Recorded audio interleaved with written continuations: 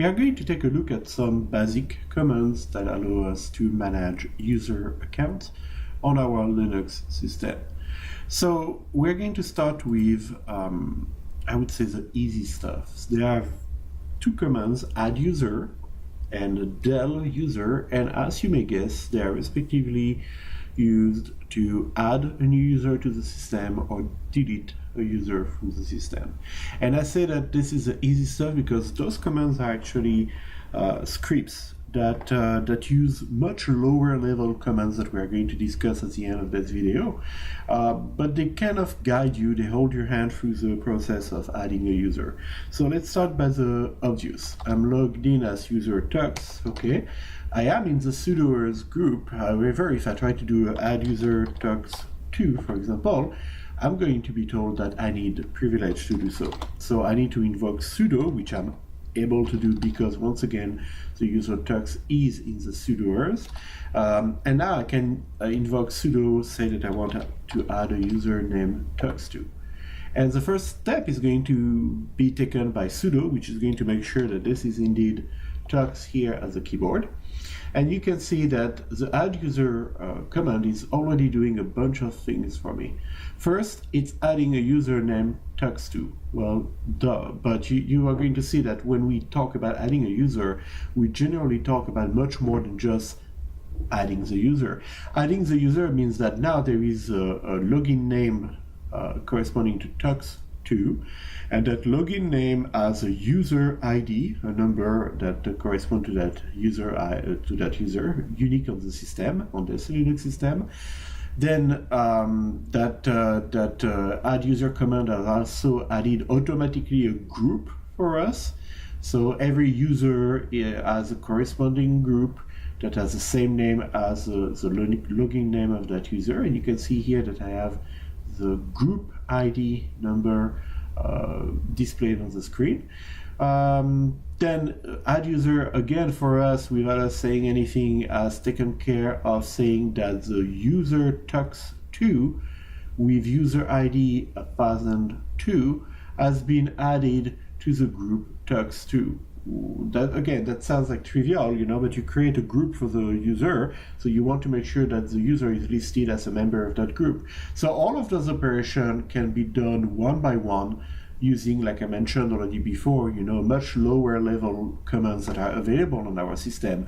One of the benefits of AddUser is that AddUser understands that all of this is in 99% of the time what we want to get done, so it chains one operation after one operation to add a user to the system with everything that it entails and that we expect. So talking about things that we expect, when you log in on a Linux system, you land in your home directory. Well, by default, if you talk about what it means to add a user to a system at a low level, that doesn't mean creating the home directory. That doesn't mean setting the permission to the home directory to make sure that the user can get in. That doesn't mean setting the ownership information of that home directory correctly. So all of those things would have to be done by hand again if we chose to actually use different tools than AddUser. Here, it's taken care of by AddUser. And then you have this mention here, copying file from /etc skeletal. This is a folder actually on our system, and we can take a quick look at it. Let me use another window here where I have another user logged in. If I do /etc scale, and I'm going to do ls-al because I want to see everything that's there. You can see that what's in this folder is a bunch of files that you usually find in your home directory, okay? As a matter of fact, you can put in /etc skeletal, you can put a copy of the files that you expect the system to to copy inside of every new user's home directory. So as I created the user tux2, all of those files, .bash_logout, .bash rc, examples.desktop and .profile, were copied actually inside the home directory. Again, this is what we expect. We have taken we have taken care of preparing a /etc scale folder. We have put in it what we want the default bash configuration file and other user-specific files to be like when we create a new user. Well, AddUser is aware of that folder and is going to go in there, copy all the file into the home directory that it just created for our new user. And then it's going to prompt us to enter the new Unix password for that new user. So I'm going to take something short, okay, and then retype it to make sure you don't make a typo. And after that, so you can see that it used actually another command called passwd, password. And we could, again, like any of those steps, we could have used the password command to change the password of our user. But AddUser is doing that for us, okay? And now it's going to even prompt us to enter more information.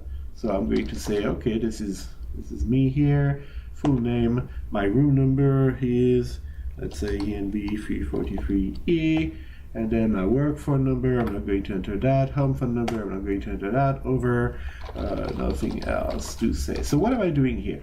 Well, this is something that we kind of inherited from a Unix system. This is kind of legacy information. Every user account on a Unix system used to have those fields, and we used to be able to actually obtain information about a user. So you would be logged on a server, you would notice that username tux2 was doing something weird. You would actually use the finger command to get information, to get that kind of information on that user, find where this user pretty much lives, his office number, etc., and go there, knock at their door and tell them, you know, well, what are you doing on the file system? I saw that you were doing this and this, blah, blah, blah. So it was pretty much a time where you would actually look up usernames information, and you would call them, you would go to their room number, etc. Okay, so there are many more fields that you can have there. These are just the basic one. Once you are done entering those values, AddUser asks you to confirm, you know, if that those values are correct. You say yes, and there we go. You have your new user. So we created a new user with everything that user needed. So now, how are we going to make sure that this user is indeed there and everything is working fine? Well, we can use the su command, switch user. The su command can be used to just temporarily become root, okay, or temporarily become another user. So if I was trying to type su here, I would ask the system pretty much to log me as root. If I type su tux2, I ask the system to be allowed to log in as user tux2. Normally, 90% of the time, you will want to use this option. This option is a single dash. And what it means is log me as user tux2 in this example, but I want everything that is part of the environment of this user to be also loaded. So I want its basic bash initialization file to be run for me. I want to land in their home directory and so on and so forth. So let's take a look at the difference between the two. If I do su tux, I'm prompted, su tux2, sorry, I'm prompted for the password of tux2. So I type this, and you can see now that I'm logged in as user tux2. So that did the job, right? But I didn't change the directory where I was. So in this case, the bash was saying, well, your directory is tilde/edu. Tilde because it realized that I was logged in as tux, okay, and I was in /home/tux. Now I'm logged in as tux2, so the first thing you notice is that this little shortcut notation for the home directory is no longer used by the bash shell. It's telling me you are in /home/tux.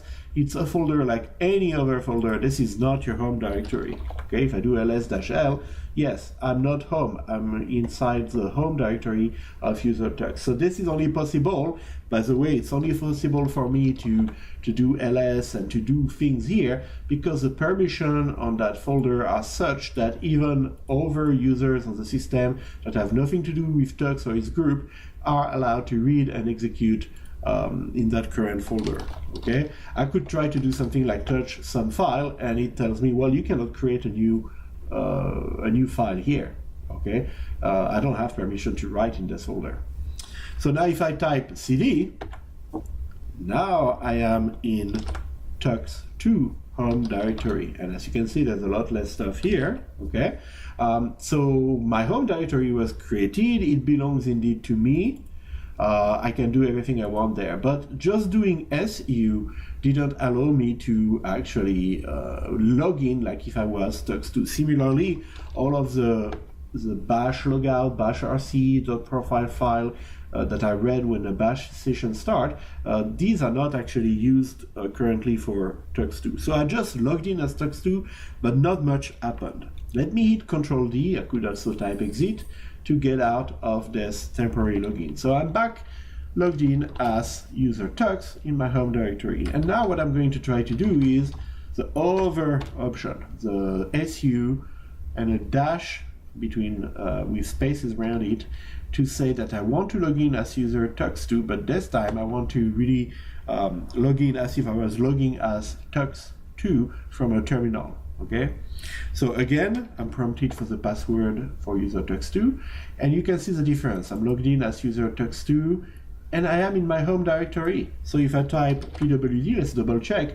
Yes, I am indeed in /home/tux2, and I have all the environment variables that have been defined in my .bash rc and stuff like that available to me. Okay, so this is generally what you want to do. You want to do either su dash to log in as root, or su dash and another username. And of course, when you are logged in as user tux2,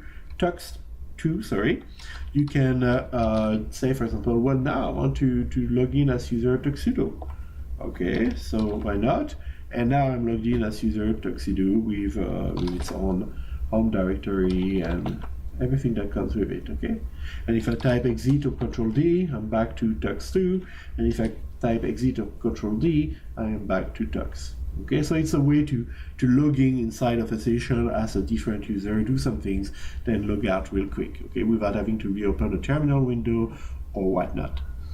So this is the main deal, I would say, with the AddUser command. Okay, so we talked about AddUser, we talked about su. There are a few other everyday things that I ought to mention now, like the who am I command in one word is going to tell you who you are currently logged in as. So if I do a su tux2 and I type who am I am tux2, Control D, who am I am tux. Okay, so that's a nice way to see who you are logged in as. There are other commands that are system-wise. Like, for example, if you type users, it's going to tell you all the users that are currently logged on the system.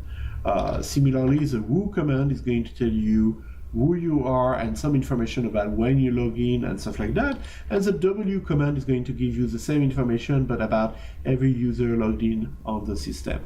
Okay, so these are just everyday commands. If you want more detail about them, I really encourage you to read their main page. Okay, but we're just going to introduce in the video their basic usage. Besides those basic everyday commands, the other thing that I want to introduce before we talk about DelUser is password. So password is spelled passwd. Password abbreviated, and that command allows you to change obviously your password. So right now I'm logged in as user tux. Let's say I type password, changing password for tux. So first it asks you to type your current password, then it tells you, well, give me the new password you want to use. So I'm entering here a different password, ask me to retype it. And it's telling me like I need to choose a longer password. So sure, let's do that. Enter a new password. Okay, there we go. I'm not entering quality password, and there we go, it's too similar. Okay, I give up. So this is telling me like I need a good password. Once I type that good password, I'll be able to log in as tux using that new password. Okay, so I'm going to use Control D twice and then Control C. There we go.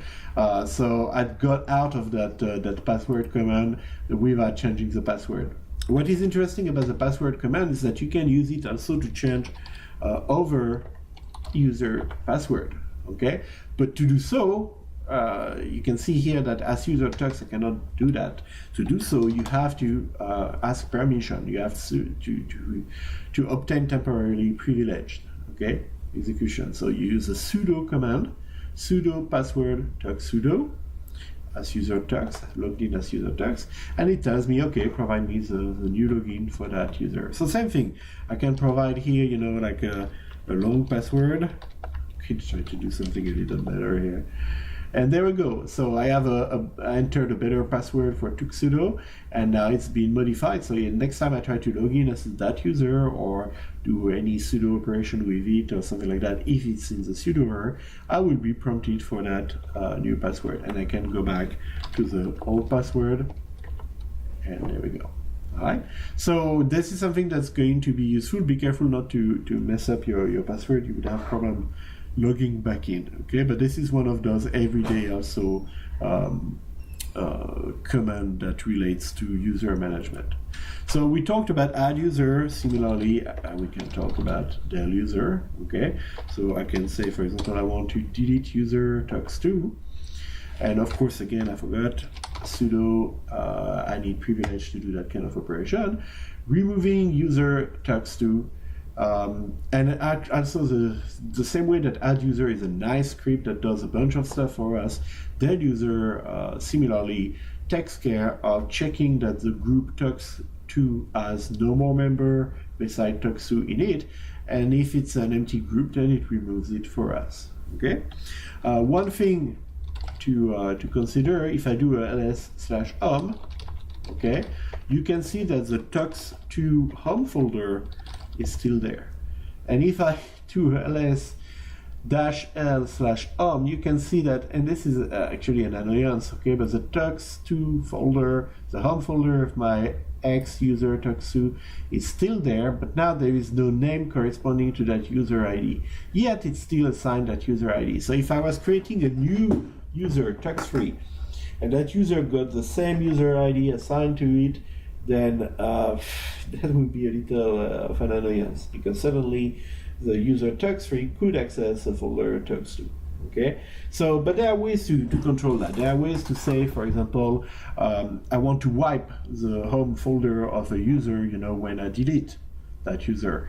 But most likely you want to go in after you did the DelUser, and you want to archive the home folder for user tux2, turn it into the equivalent of a zip archive, and then store it somewhere else, just in case that user account needs to be restored later or something like that. Okay, so this is why by default the DelUser utility doesn't go as far as wiping completely the user account.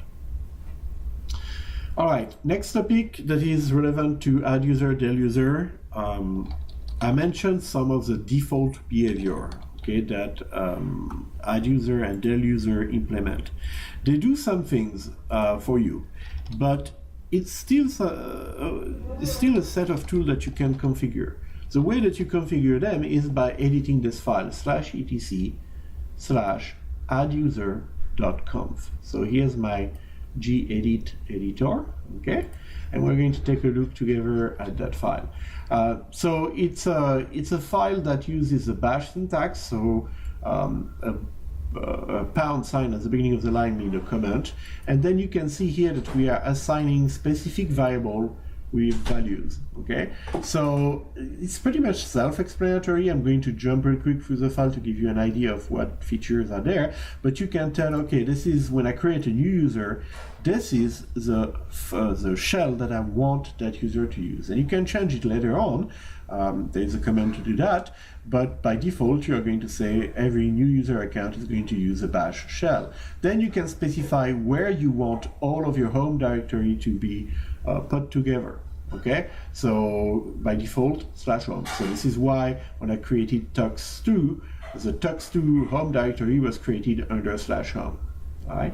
There are options here that allow you to say, well, instead of having every user, you know, directly under /home, I want under /home to find folder that represents the group names, and then the user. So if you work that with the default setting, which is every user has its own group, and that group has the same name of the user, that's a little bit silly, because that means that my home directory for tux2 would have been something like /home/tux2/tux2 tux2. The first tux2 meant the group name tux2, the second the username. So this is something that's used more when you disable that default behavior, and where you create actually meaningful group names that allow you to put, for example, all the users that belong to a certain department under the group which name represent that department.